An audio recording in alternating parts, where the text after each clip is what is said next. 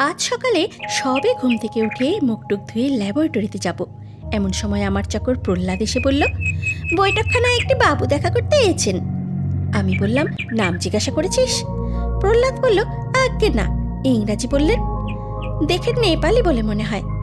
গিয়ে দেখি খয়েরি রঙের ঝোলা কোট পরা এক ভদ্রলোক, সম্ভবত চীন দেশীয়। আর তাই যদি হয় তবে চীনা ভিজিটর আমার বাড়িতে এই প্রথম। আমাকে ঘরে ঢুকতে দেখেই ভদ্রলোক তার সরু বাঁশের ছড়িটা পাশে রেখে সোফা ছেড়ে উঠে দাঁড়িয়ে কোমর অবধি ঝুঁকে আমায় অভিবাদন জানালেন। আমি নমস্কার করে তাকে বসতে বললাম এবং তার আসার কারণটা জিজ্ঞাসা করলাম। ভদ্রলোক আমার প্রশ্ন শুনে একেবারে ছেলে মানুষের মতন খিলখিল করে হেসে এপাশ ওপাশ মাথা নাড়তে নাড়তে বললেন, হে হে হে হে, you forget, bad memory. Bad memory? Forget? তবে কি ভদ্রলোকের সাথে আমার আগে কোথাও আলাপ হয়েছিল? আমি কি ভুলে গেছি? আমার স্মরণশক্তি তো এত ক্ষীণ নয়। আমার অপ্রস্তুত ভাবটা বেশ কিছুক্ষণ উপভোগ করে চীনা ভদ্রলোক হঠাৎ তার ঝোলা কোটের পকেট থেকে একটা লাল রঙের কাঠের বল বার করে সেটাকে ডান হাতের দুটো আঙুলের ফাঁকে রেখে আমার নাকের সামনে 3-4 পাক ঘোরাতেই সেটা সাদা হয়ে গেল। তারপরে আবার এক পাক ঘোরাতেই কালো। আমার মাথারও ততক্ষণে 4 বছর আগের একটি সন্ধ্যার ঘটনা পরিষ্কারভাবে মনে পড়ে গেল। এ যে সেই হংকং শহরের জাদুকর চিচিং। চিনতে না পারার কারণ অবশ্যই ছিল। প্রথমত চীনেদের পরস্পরের চেহারার প্রভেদ সামান্যই, তারপরে পরিবেশ আলাদা, কোথায় হংকং আর কোথায় গিরিডি। আর ভদ্রলোকের আজকের পোশাকের সঙ্গে সেদিনের কোনো মিলই নেই। সেদিন স্টেজে চিচিং পরেছিলেন একটা লাল, সবুজ আর কালোর নকশা করা ঝলমলে সিল্কের আলখাল্লা, আর তার মাথায় ছিল ডোরাকাটা চোঙা টুপি। যাই হোক, এই এক কাঠের বলের খেলা দেখে আমার মনে সেদিনের সমস্ত ঘটনা বায়োস্কোপের ছবির মতন চোখের সামনে ভেসে উঠল। আমি তখন যাচ্ছিলাম জাপানের কোবে শহরে পদার্থবিজ্ঞানীদের একটা সম্মেলনে যোগ দিতে। পথে হংকংয়ে 2 দিন থেকেছিলাম আমারই এক আমেরিকান বন্ধু প্রফেসর বেঞ্জামিন হজকিন্সের বাড়িতে। হজকিন্স বৈজ্ঞানিক এবং 60-এর উপরে বয়স হলেও ভারী আমোদে লোক। যেদিন পৌঁছালাম সেদিন সন্ধ্যায় তিনি আমায় ধরে নিয়ে গেলেন চিচিংয়ের ম্যাজিক দেখাতে। ম্যাজিক আমার ভালো লাগে, তার একটা কারণ হচ্ছে ম্যাজিকের কারসাজি ধরে ফেলার মধ্যে আমি একটা ছেলে মানুষই আনন্দ পাই। তাছাড়া কোনো মানুষ কোনো নতুন ধরনের ম্যাজিক দেখলে জাদুকরের বুদ্ধির তারিফ করতেও ভালো লাগে। উঁচু দরের জাদুকর মাত্রেরই বিজ্ঞানের সাহায্য নিতে হয়। পদার্থবিজ্ঞান, রসায়ন, শারীরতত্ত্ব, মনস্তত্ত্ব এই সবই তাদের ঘাঁটতে হয়। চিচিংয়ের নাকি বেশ নাম ডাক আছে, তাই তিনি কী ধরনের জাদু দেখান সেটা জানার একটা আগ্রহ ছিল। হজকিন্সের অনুরোধ তাই এড়াতে পারলাম না। হাত সাফাইয়ের কাজ, আলো ছায়ার কারসাজি, যান্ত্রিক ম্যাজিক, রাসায়ন ভেলকি এই সবই চিচিং বেশ ভালোই দেখালেন। কিন্তু তারপরে যখন হিপনোটিজম বা সম্মোহনের জাদু দেখাতে আরম্ভ করলেন তখনই ব্যাপারটা কেমন যেন আপত্তিকর বলে মনে হতে লাগলো। সবচেয়ে খারাপ লাগলো যখন কতগুলি নিরীহ গোবেচারা দর্শক বাছাই করে তাদের স্টেজের উপরে ডেকে নিয়ে গিয়ে চিচিং নানানভাবে তাদের অপদস্থ করতে শুরু করলেন। একটি লোক তো প্রায় 5 মিনিট ধরে আপেল মনে করে উলের বল চিবোলেন, আর একজন তার পোষা কুকুর মনে করে বেশ করে কয়েকটা চেয়ারের হাতলে হাত বোলাতে লাগলেন। মোহ কাটবার পর দর্শকদের অট্টরোলে এইসব লোকেদের মুখের অবস্থা সত্যিই শোচনীয় হয়েছিল। আমি হজকিন্সকে বললাম, আমার ভালো লাগছে না, লোকগুলোকে এইভাবে অপদস্থ হবার জন্য পয়সা দিয়ে ম্যাজিক দেখতে এসেছে। হজকিন্স বললেন, কি উপায় বলো? এদের ডাক দিলে এরা যদি স্টেজে যেতে আপত্তি না করে তাহলে জাদুকরের উপর দোষারোপ করা যায় কি করে? আমি সবই একটা উপায়ের কথা ভাবছি। এমন সময় খেয়াল হলো দর্শকরা সবাই যেন আমার দিকেই ঘুরে দেখছে। ব্যাপার কি? স্টেজে চোখ পড়তে দেখি চিচিং হাসি মুখে আমার দিকে আঙুল দেখাচ্ছেন। চোখাচোখি হতে চিচিং বললেন, আপনার যদি কোনো আপত্তি না থাকে একবার স্টেজে আসবেন কি? বুঝলাম আমার চেহারা দেখে চিচিং আমাকেও একজন নিরীহ গোপচারা বলেই ধরে নিয়েছে। চিচিংকে শিক্ষা দেবার একটা সুযোগ আপনা থেকেই এসে গেল দেখে আমি খুশি হয়ে স্টেজে উঠে গেলাম। চিচিং প্রায় আধ ঘন্টা ধরে আমাকে হিপনোটাইজ করার নানান রকম চেষ্টা করলেন। চোখের সামনে আলোর লকেট দোলানো, চোখের পাতার উপরে আঙুল বোলানো, স্টেজে অন্ধকার করে কেবল নিজের চোখের উপরে আলো ফেলে আমার চোখের দিকে এক দৃষ্টি চাওয়া, ফিসফিস করে গানের সুরে একঘেয়ে ও আবোল তাবোল বকে যাওয়া, এর কোনোটাই চিচিং বাদ দিলেন না। কিন্তু এত করেও তিনি আমার উপরে বিন্দু মাত্র প্রভাব বিস্তার করতে পারলেন না। আমি যেই সজাগ সেই সজাগই রয়ে গেলাম। অবশেষে বেগতিক দেখে ঘরমাক্ত অবস্থায় স্টেজের সামনে এগিয়ে গিয়ে দর্শকদের উদ্দেশ্য করে চাপা বিদ্রুপের সুরে চিচিং বললেন, ভুলটা আমারই। যাকে হিপনোটাইজ করা হবে তার মস্তিষ্ক বলে বস্তু থাকা চাই। এই ভদ্রলোকের যে সেটি একেবারেই নেই তা আমার জানা ছিল না। দর্শকদের কাছে সেদিনকার মতো হয়তো চিচিংয়ের মান রক্ষা হয়েছিল, কিন্তু তার নিজের মনের অবস্থা কী হয়েছিল সেটা জানতে পারিনি, যদিও সেটা অনুমান করা কঠিন নয়। পরের দিন হংকং ছেড়ে জাপানে চলে যাই। ফিরতি পথে যখন আবার হংকংয়ে নামি তখন শুনি চিচিং ম্যাজিক দেখাতে চলে গেছেন অস্ট্রেলিয়া। তারপরে এই 4 বছর পরে আমার এই গিরিটির ঘরে তার সঙ্গে আমার সাক্ষাৎ। কিন্তু তার আসার উদ্দেশ্যটা কি আমি প্রশ্ন করার আগে চিচিংই কথা বললেন, ইউ অফিশিয়াল শকু। উত্তরে আমি জানালাম, আমি সেই ব্যক্তি। You scientist? তাই তো মনে হয়। Science is magic. এক রকমের ম্যাজিকই বটে। And magic is science. চিচিং বারবার হাসছেন। আমি ক্রমাগত গম্ভীর থাকলে অভদ্রতা হয়, তাই এবার আমি তার হাসিতে যোগ দিলাম। ইউ ওয়েল খিয়াল, অর্থাৎ এটা কি তোমার কাজের জায়গা? আমি বললাম হ্যাঁ। তারপরে চিচিংকে নিয়ে গেলাম আমার ল্যাবরেটরি দেখাতে। আমার আবিষ্কৃত যন্ত্রপাতি, আমার তৈরি ওষুধপত্র, আমার কাজের সরঞ্জাম, চার্ট ইত্যাদি দেখতে দেখতে চিচিং বারবার বলতে লাগলেন, ওয়াঙ্গাফুল ওয়াঙ্গাফুল। পাশাপাশি 3টে বড় বড় বোতলে তরল পদার্থ দেখে চিচিং বললেন, ওয়াটার। আমি হেসে বললাম, না, জল নয়, এগুলো সব মারাত্মক acid. Acid? Very nice, very nice. Acid কেন নাইস হবে সেটা আমার বোধগম্য হলো না। দেখা শেষ হলে একটা চেয়ারে বসে পকেট থেকে একটা বেগুনি রুমাল বার করে ঘাম মুছে চিচিং বললেন, ইউ ওয়েল গ্লেড। চিচিংয়ের কথার প্রতিবাদ করে আর অযথা বিনয় প্রকাশ করলাম না, কারণ আমি যে গ্রেট সেটা অনেক দেশের অনেক গণ্যমান্য ব্যক্তি এর আগেই স্বীকার করেছে। Yes, you well glad, but I am glottal. লোকটা বলে কি? কোথাকার কোন এক পেশাদার ম্যাজিশিয়ান অর্ধেক সময় লোকের চোখে ধুলো দিয়ে পয়সা নিচ্ছে, আর সে বলে কিনা আমার চেয়ে গ্রেটার। কি এমন মহৎ কীর্তি রয়েছে তার যে সেটা পৃথিবীর আর 5টা পেশাদার জাদুকরের নেই? প্রশ্নটা মনে এলেও মুখে প্রকাশ করলাম না। প্রহ্লাদ কিছুক্ষণ আগেই কফি দিয়ে গিয়েছিল। চিচিং দেখি কফির পেয়ালা হাতে নিয়ে পরিকাঠির দিকে চেয়ে আছেন। আমিও তার দৃষ্টি অনুসরণ করে উপরের দিকে চাইতেই চিচিং বলে উঠলেন, লিজার্ড লিজার্ড, অর্থাৎ সরীসৃপ। যেটাকে লক্ষ্য করে বলা হলো সেটা আমার ল্যাবরেটরির বহুকালের বাসিন্দা টিকটিকি।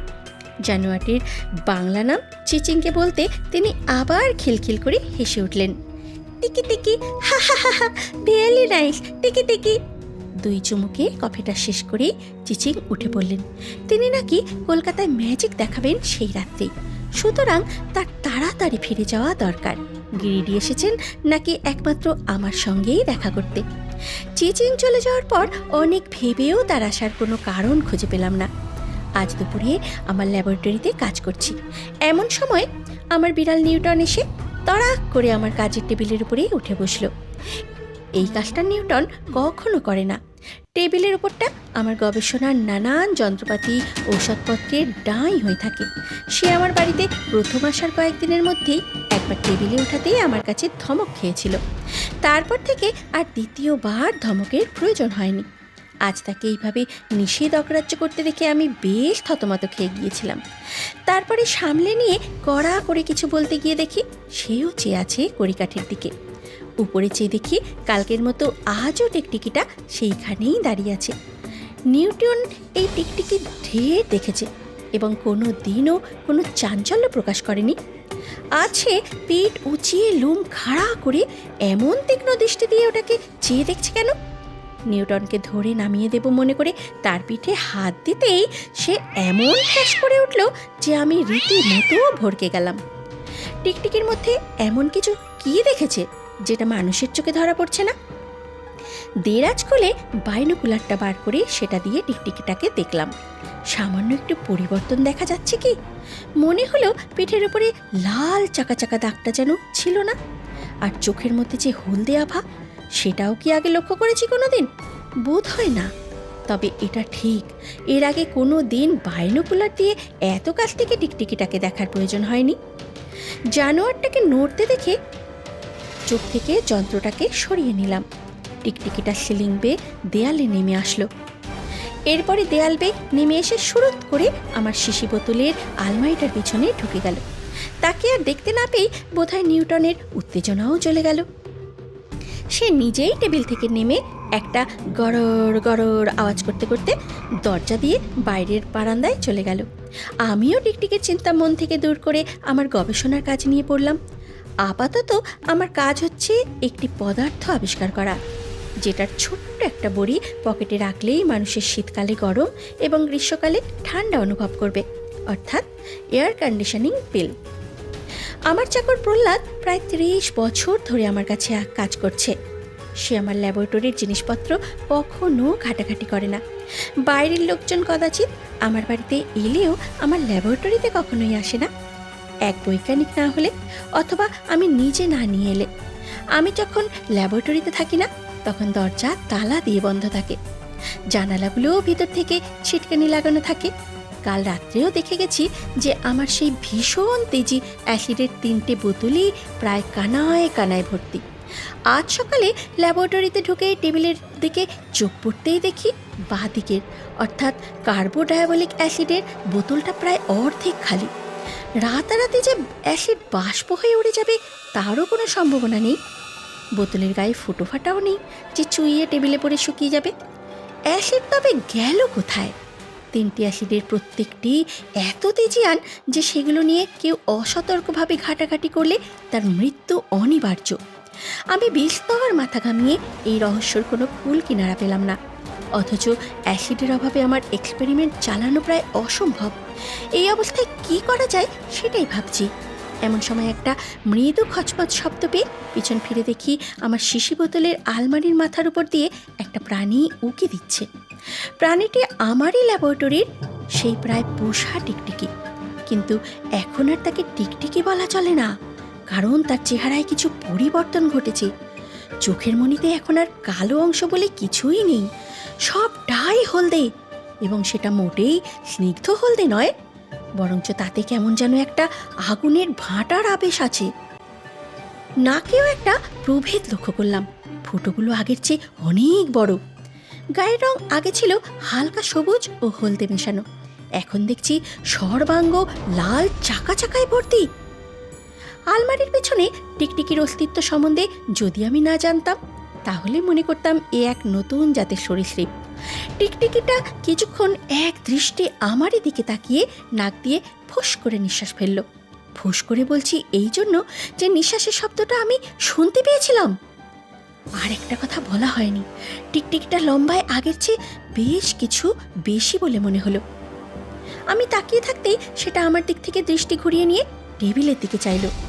তারপরে আলমারির মাথার কোণটাতে এগিয়ে কিছুক্ষণ ওত পাতার ভঙ্গিতে চুপ করে থেকে হঠাৎ এক প্রচণ্ড লাফে একেবারে সোজা টেবিলের উপরে এসে পড়ল। আমার কাছের যন্ত্রপাতি সব ঝনঝন করে উঠল। আলমারি থেকে টেবিলের দূরত্ব প্রায় 10 হাত, তাই আমার কাছে এই বিরাট লং জাম্প এতই অপ্রত্যাশিত যে আমি কিছুক্ষণের জন্য একেবারে থ মেরে গেলাম। টেবিলে এসে পড়াতে টিকটিকিটাকে এখন বেশ কাছ থেকেই দেখতে পেলাম। লেজটায় এক লম্বায় বেড়ে যাওয়া ছাড়া আর কোনো পরিবর্তন হয়নি। পা, মাথা, চোখ, নাক, গায়ের রং সবই বদলে গেছে। মাথার উপরটায় দুটো চোখের মাঝখানে লক্ষ্য করলাম একটা ছোট্ট শিঙের মতো কি যেন গজিয়েছে, আর পায়ের নখগুলো যেন অস্বাভাবিক রকমের বড় ও তীক্ষ্ণ। টিকটিকিটা আমার অ্যাসিডের বোতলগুলোর দিকে চেয়ে রয়েছে। তারপরে দেখলাম মুখটা হাঁ করে সে একটি লকলকে জিভ বার করলো। জিভের ডগাটা সাপের জিভের মতন বিভক্ত, এরপরের দৃশ্য এতটাই অবিশ্বাস্য যে আমার হাঁ করে দাঁড়িয়ে থাকা ছাড়া কোনো উপায় রইল না। টিকটিকিটা তত্তর করে এগিয়ে গিয়ে কার্বোডায়াবলিক অ্যাসিডের বোতলটার গা বেয়ে উঠে পিছনের পা দুটো দিয়ে বোতলের কানাটা আঁকড়ে ধরে সমস্ত শরীরটা বোতলের মধ্যে গলিয়ে দিয়ে ওই সাংঘাতিক অ্যাসিডের সবটুকু চকচক করে চুমুক দিয়ে খেয়ে ফেলল। খাওয়ার সময় লক্ষ্য করলাম বোতলের বাইরে দোলায়মান লেজটার চেহারা বদলে গিয়ে বাকি শরীরের সাথে মানানসই হয়ে গেল এবং হওয়ার সঙ্গে সঙ্গেই আমার মুখ দিয়ে আপনা থেকেই বেরিয়ে পড়ল ড্র্যাগন, চীনের ড্র্যাগন। আমার ঘরের প্রায় পোষা টিকটিকি আজ ড্র্যাগনের রূপ ধারণ করেছে, আর এই ড্র্যাগনের প্রিয় পানীয় হলো আমার এই মারাত্মক অ্যাসিড। বৈজ্ঞানিক বলেই বোধহয় চোখের সামনে এমন একটা আশ্চর্য প্রায় অলৌকিক ঘটনা ঘটতে দেখে এরপরেও আরও কি ঘটতে পারে সেটা জানার একটা প্রচণ্ড কৌতূহল অনুভব করছিলাম। যা ঘটল তা এই, টিকটিকিটা অ্যাসিড খেয়ে ড্র্যাগনের রূপ ধারণ করে বোতলের বাইরে আসার সঙ্গে সঙ্গেই আয়তনে প্রায় আরও দ্বিগুণ হয়ে গেল। লক্ষ্য করলাম তার নিঃশ্বাসের সঙ্গে সঙ্গে নাকের ফুটো দিয়ে ধোঁয়া বের হচ্ছে। টিকটিকিটা এবার চলল দ্বিতীয় বোতলের দিকে। এতে আছে নাইট্রো অ্যানাইহিলিন অ্যাসিড। বোতলের পিঠটায় সামনের দুই পা দিয়ে ভর করে উঠে এক কামড়ে ছিপিটা খুলে ফেলে কয়েক সেকেন্ডের মধ্যেই টিকটিকিটা আমার সমস্ত নাইট্রো অ্যানাইহিলিন শেষ করে ফেলল। খাওয়ার সঙ্গে সঙ্গেই তার সাইজ হয়ে দাঁড়ালো প্রায় 3 হাত। দ্বিতীয় বোতল শেষ করে তৃতীয়তের দিকে এগোনোর সময় আমার মন বলে উঠল, আর না, এবারে এটাকে সায়স্তা করার উপায় বার করতে হবে। হলোই বা অ্যাসিডখোর, আমার মতো বৈজ্ঞানিকের হাতে কি একে ঘায়েল করার মতন কোনো কল নেই? আর এক মুহূর্ত সময় নষ্ট না করে আমি ঘরের কোনায় রাখা লোহার সিন্দুকটা থেকে আমার বোমভ্রাস্ত অর্থাৎ ইলেকট্রিক পিস্তলটা বার করলাম। তাক করে মারলে একটি 400 ভোল্টের বৈদ্যুতিক শক যে কোনো প্রাণীকে নিঃসন্দেহে ধরাশায়ী করবে। পিস্তলটি আবিষ্কার করার পর থেকে আজ পর্যন্ত এটার ব্যবহার করার কোনো প্রয়োজন হয়নি। আজ আমি এর শক্তি পরীক্ষা করব এই ড্র্যাগনের উপর। ড্র্যাগন তখন সবে আমার ফরসোনাটিক অ্যাসিডের বোতলের ছিপিটি খুলেছে। আমি অতি সন্তর্পণে এগিয়ে গিয়ে পিস্তলটি উঁচিয়ে তার কাঁধের উপরে তাক করে ঘোড়া টিপতেই একটা বৈদ্যুতের শিখা তীরের মতো গিয়ে লক্ষ্যস্থলে লাগলো। কিন্তু অবাক বিস্ময়ে এবং গভীর আতঙ্কে দেখলাম যে শকে একটি আস্ত হাতি ভস্ম হয়ে যাবার কথা, সেই শক এই 3.5 হাত ড্র্যাগনটি প্রাণীর কোনো অনিষ্টই করতে পারল না। সামান্য একটু শিউরে উঠে ড্রাগন বোতল ছেড়ে প্রায় 10 সেকেন্ড তার হলুদ জল জলে চোখ দিয়ে এক দৃষ্টি আমার দিকে চেয়ে রইল। আমি অনুভব করলাম আমার হাত পা অবশ হয়ে আসছে। তারপর ড্রাগনের নাক দিয়ে পড়ল নিঃশ্বাস, আর সেই নিঃশ্বাসের সঙ্গে বেরোলো রক্তবর্ণ ধোঁয়া। সেই তীব্র ঝাঁঝালো বিষাক্ত ধোঁয়ায় আমার দৃষ্টি ও চেতনা লোপ পেতে শুরু করলো। অজ্ঞান হবার আগের মুহূর্ত অবধি আমি দেখতে পেলাম ড্রাগন তার পায়ের আঘাতে ও লেজের আঁচড়ানিতে আমার টেবিলের সমস্ত যন্ত্রপাতি লণ্ড ভণ্ড চূর্ণ বিচূর্ণ করছে। প্রহ্লাদের গলার আওয়াজে জ্ঞান হলো। বাবু বাবু! ধড়মড়িয়ে উঠে দেখি ল্যাবরেটরির চেয়ারে বসে আছি। প্রহ্লাদ জিভ কেটে বলল, এই দেখো, আপনি ঘুমিয়ে পড়লে আমি বুঝতে পারি নাই। কি হয়েছে? সেই নেপালি বাবু তেনার লাঠিটা ফেলে গেলেন যে। লাঠি? দরজার দিকে চোখ পড়তে দেখি হাসি মুখে চিচিং দাঁড়িয়ে আছেন, তার হাতে সেই সরু বাঁশের লাঠি। This time I forget my stick, very sorry. আমার মুখ দিয়ে কেবল বেরোলো, but the dragon? Dragon? You see dragon? আমার সমস্ত যন্ত্রপাতি? বলতেও লজ্জা করলো, কারণ আমার টেবিলের জিনিসপত্র যেমন ছিল তেমনই আছে, কিন্তু অ্যাসিড 3টি বোতলে যে খালি। আমি বিস্ফারিত নেত্রে খালি বোতলগুলোর দিকে চেয়ে আছি। এমন সময় শুনলাম চিচিংয়ের খিলখিল হাসি। A little magic but great magic, ওই তোমার ড্রাগন। চিচিং কড়িকাঠের দিকে আঙুল দেখালেন। উপরে চেয়ে দেখি আমার চির পরিচিত টিকটিকি তার জায়গাতেই রয়েছে। And your acid. এবার টেবিলের দিকে চাইতেই চোখের নিমেষে 3টি খালি বোতল স্বচ্ছ তরলে পদার্থে কানায় কানায় অবধি ভরে উঠল। চিচিং এবার বাঙালি কায়দায় 2 হাতের তেলও একত্র করলেন। নমস্কার, স্পেশাল শুকু। চিচিং চলে গেলেন। প্রহ্লাদ শুনলাম বলছে, ভাবলাম বেশ সরেশলাতি খান, কাজে দেবে। ও মা, বাবু এই গেলেন আর এই এলেন, 5 মিনিটও হয়নি। পুনশ্চ 18ই অক্টোবর। ড্র্যাগনের ঘটনাটা ডায়েরিতে লিখতে গিয়ে দেখি সেটা আগেই লেখা হয়ে গেছে, আমারই হাতের লেখায়। এটাও কি তাহলে চিচিংয়ের দুর্ধর্ষ ম্যাজিকের একটা নমুনা?